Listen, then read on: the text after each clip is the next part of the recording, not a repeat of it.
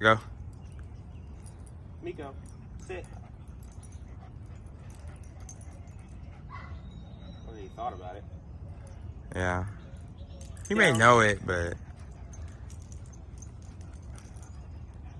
See how he's mouthing me a little bit? yeah. He probably knows it, but not like Down. reliable. Yeah. Crazy guy. A lot of energy. Alright. So, I don't think he knows too much, and if he does, he needs to understand that he has to do the things that I'm asking him to do. He's just wiggling around. So, we'll get him right and update y'all in about a week or so. So, Benjamin from Optimal Canine. I'm here with Miko. Miko has been here for about probably 2.5, almost 3 weeks, and he's actually almost done with training. So I wanted to give y'all an update. The video that I'm going to add to this one is Miko when he kind of first arrived. He's going to be real energetic and real crazy and stuff like that with no obedience on him. So uh, we want to show kind of what balanced training can do for you and what Optimal Canine can do for you if you bring your dog to us via in-home sessions or via a board and train. The results can be the same as long as you're willing to put in the work. So Miko is very energetic. So kind of helping Miko understand to use that energy to do things that we'd like him to do versus him kind of creating his own little habits. So I'm gonna walk through kind of I don't want to say a daily training session, but kind of like a practice session for like the real world where we kind of take them into the neighborhood. We don't do this on a daily basis, but once the dogs are getting close to being complete with their training, we like to take them out into the neighborhood and kind of see what's there, give them feedback on how we'd like them to respond to certain things, but also be patient with the dogs and help them understand that the expectation is still the same whether we're in the backyard or going out into the environment. Miko, come. Good boy. Good.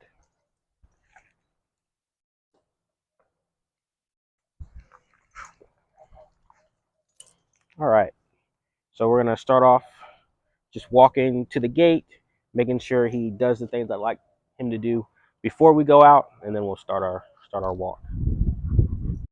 So typically a good rule of thumb to have for your dogs is when they're going in and out of places or of doors or barriers, you're kind of asking the dog to maybe do an implied sit or do a kind of sit just in general.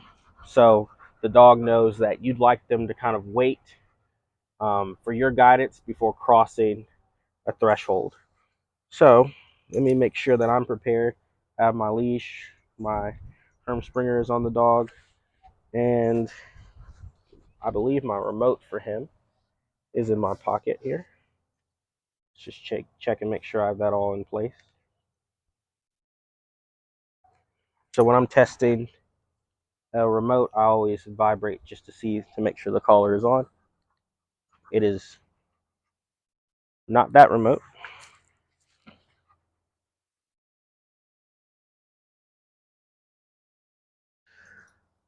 It's this one. Okay, good. Miko, sit. Good boy.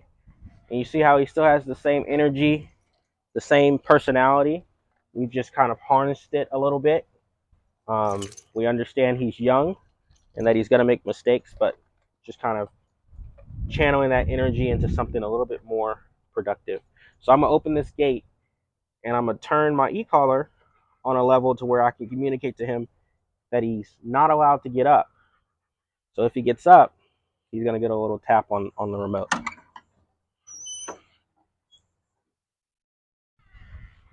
Good. Ah, sit. So he did well there. Just at the end, he started to break. Ah, Good.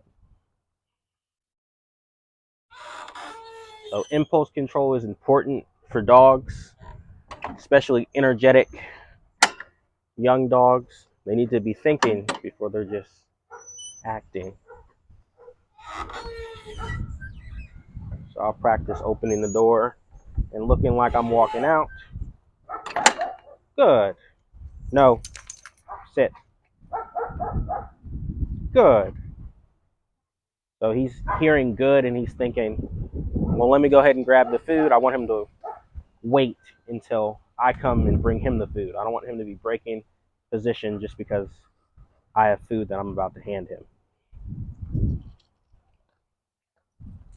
Ah, no. Come. Sit.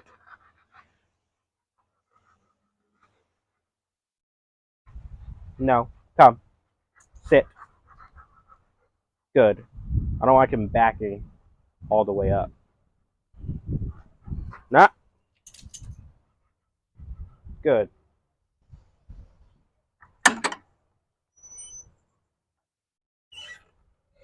Free.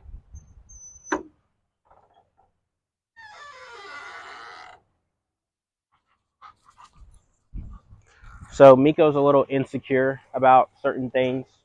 So you'll see him be a little skittish or back up, especially if something's moving real fast, maybe in his direction. So if it's like a gate, for example, like if it's coming real fast in his direction, you see him kind of like fly out of the way versus a dog who's maybe a little bit more comfortable with things would just kind of look and maybe just calmly step out of the way versus like him where he kind of jumps like a cartoon character because the gate's opening. See that? So this is all stuff that can be worked on through socialization, getting the dog more comfortable. Good. Helping him see that picture multiple times so he realizes, hey, it's okay. You don't have to do a big old jump and kind of go into major avoidance when something's a little bit out of place.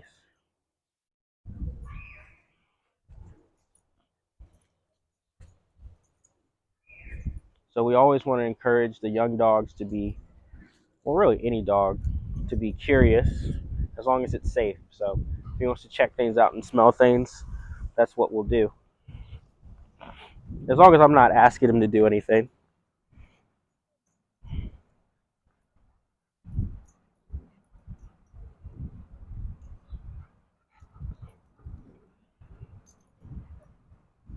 So one of the drills that we really work on with our clients in training is the start and stop drill.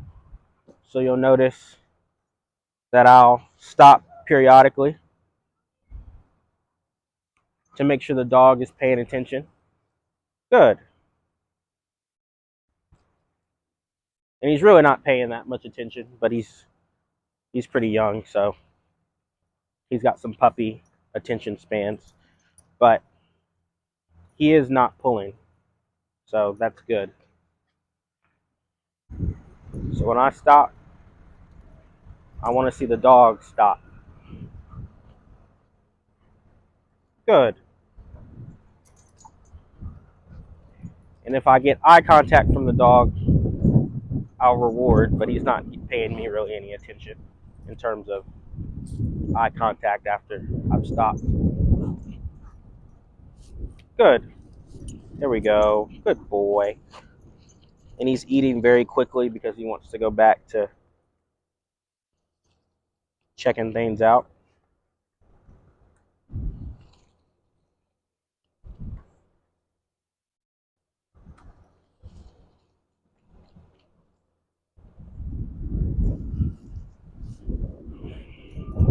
All right.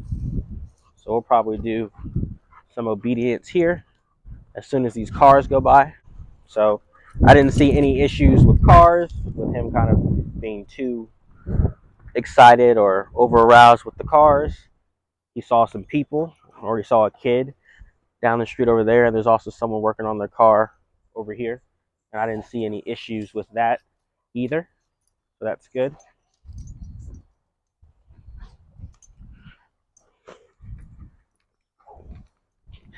All right. Miko, sit. Good. So I'm always testing the dogs to make sure he moved too much. Ah, no, sit. To make sure that they're holding position. So I'll step into the dog, then step back out to make sure that they're holding position and paying attention. So it's very important with dogs who are super hyperactive, as I said, because they will break consistently if you're not paying attention to them and letting them know that you don't want them to break. So that's good. Free. Good boy.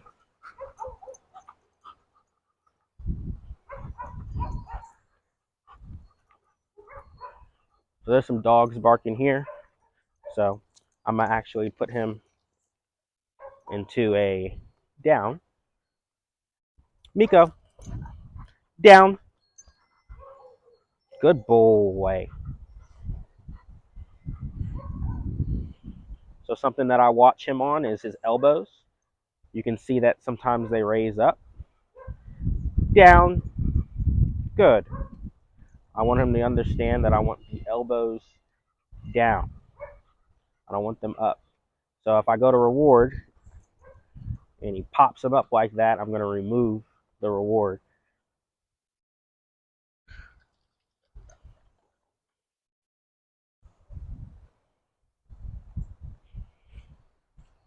So you kind of got to watch the dog's body and see what they're doing.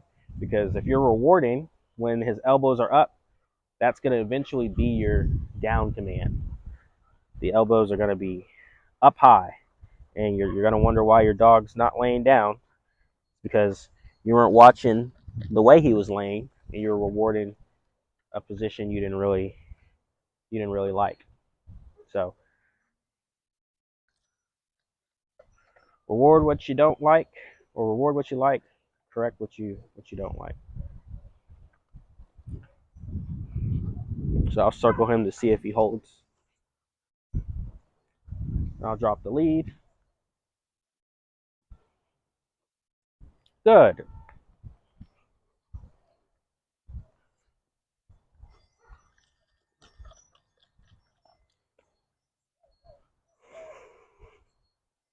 So you can tell there's a good understanding of what I expect. Like he knows what I'd like him to do. You just factor in his age and also getting him more and more repetition, and he'll be a real consistently so I got him on the e-collar there. He'll be a real consistent adult dog here in the next year and a half or so. Down. Good.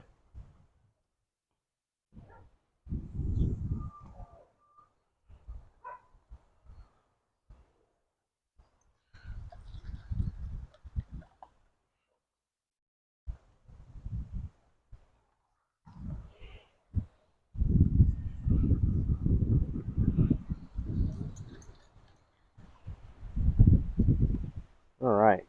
Free. Good boy.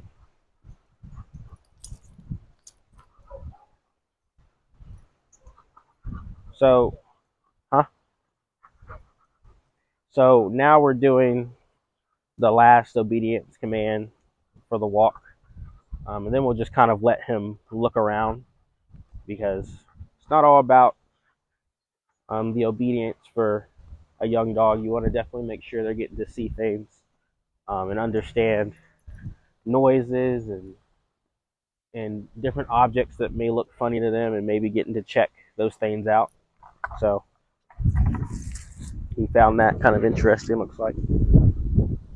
So I'm going to have him heel for a little bit, and then after that, we'll end the video and let him just check out the environment for the rest of the walk.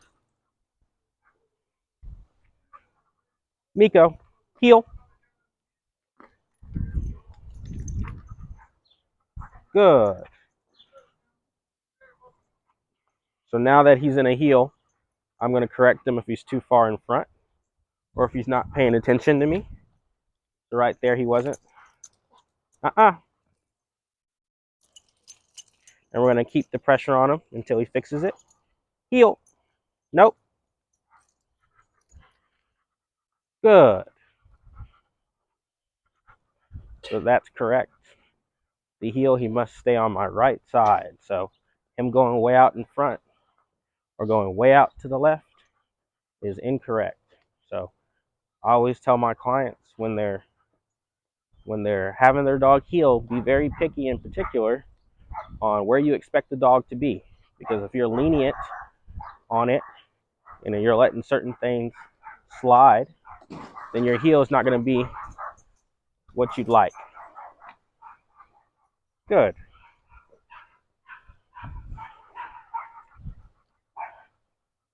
So I'm going to reward.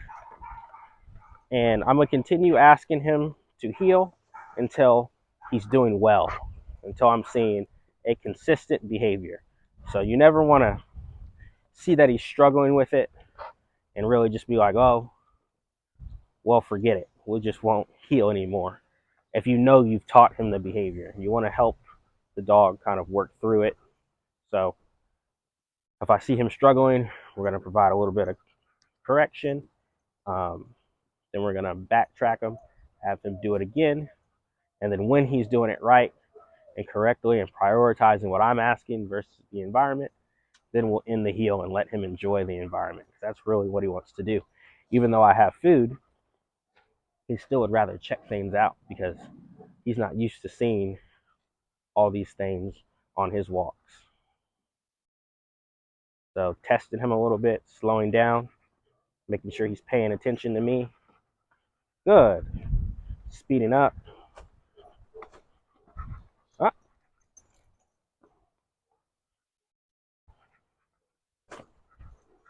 Good. And I'll show y'all this way so y'all can see him matching pace with me. Good. Sit. Good boy.